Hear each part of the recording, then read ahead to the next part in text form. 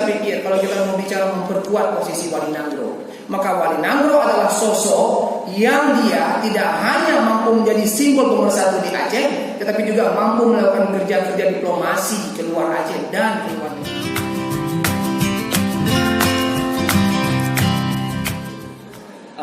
Pelajaran dari Aceh Institute, beberapa hal yang bisa kami berikan masukan untuk penguatan kanun Wali Nangro ini adalah, sejujurnya sebenarnya setelah membaca perubahan ketiga dan perubahan kedua dan segala macam, saya hanya ingin memberikan satu komentar saja bahwa sepakat dengan apa tadi yang disampaikan oleh Ketua BRA bahwa perlu sebenarnya penguatan atau bahasa beliau memperkasakan MOU.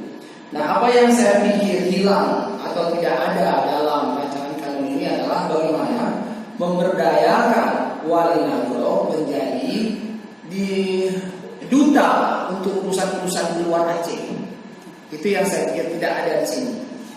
Kalau kita lihat pada tujuan pembentukan Wali Nangro, pasal 3 dan seterusnya, itu sebenarnya fungsi Wali Nangro sudah ada atau sudah melekat pada semua badan atau dinas atau SKPA lain yang ada di Aceh. Mengurus masalah adat, mengurus masalah agama, mengurus masalah sosial, masalah hutan dan segala macam. Sekarang kenapa tidak kita masukkan satu fungsi di sini bahwa Wali Nangro itu salah satu tugasnya adalah mencoba menggalang keberadaan orang-orang Aceh atau potensi Aceh yang ada di luar Aceh dan di luar negeri. Ini saya pikir sebenarnya strategis untuk bagi Aceh ke depan, strategis. Karena ada kekuatan-kekuatan Aceh di luar negeri yang bisa digunakan. Diaspora Aceh itu ada di seluruh dunia. Kami ingat bahwa pernah tahun 2009 kita mencoba merintis berdirinya House of Aceh di Denmark pada waktu itu. Bertemu di sana, bertemu di Stavanger, bertemu semua tokoh-tokoh Aceh. Kemudian juga berdiri House of Aceh di Australia, berdiri juga House of Aceh di Amerika. Ini adalah semua potensi Aceh yang bisa digerakkan ke depan.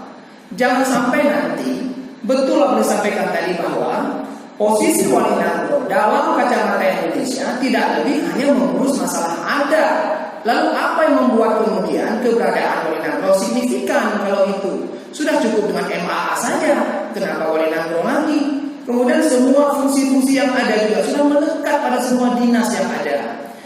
Apa yang saya bayangkan adalah kita jangan masuk dalam frame berpikir Indonesia ini.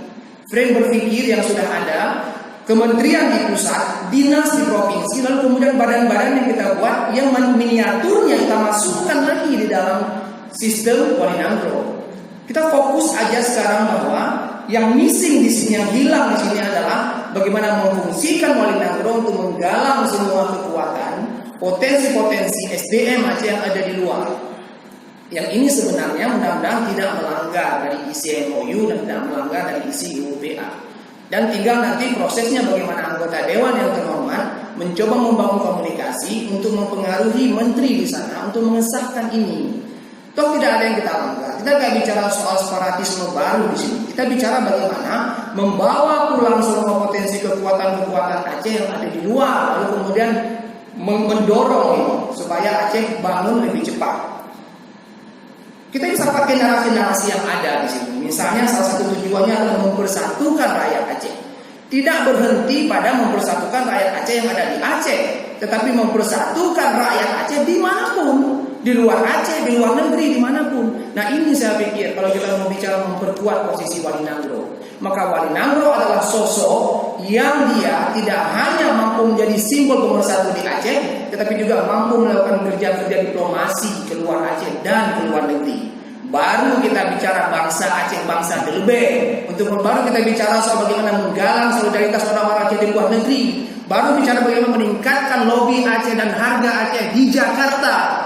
Tanpa itu maka kita hanya kerja melakukan fungsi-fungsi kerja dinas yang sudah ada, dan kita masuk dalam berpikir atau sistem institusi di Republik yang sudah ada ini, sudah mapan. Lebih dan kurang saya mohon maaf. Assalamualaikum warahmatullahi wabarakatuh. Terima kasih kepada saudara Renan yang telah menyampaikan, saya kira cukup bagus masukannya.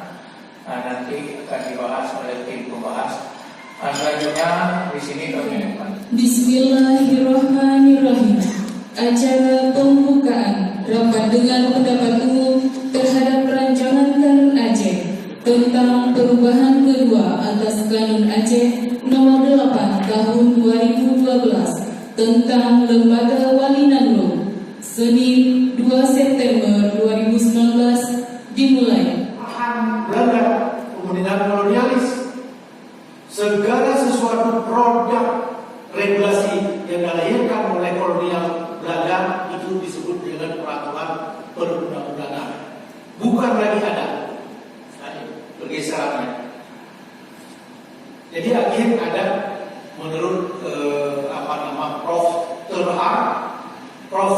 Van Vollenhoven, kemudian termasuk Senok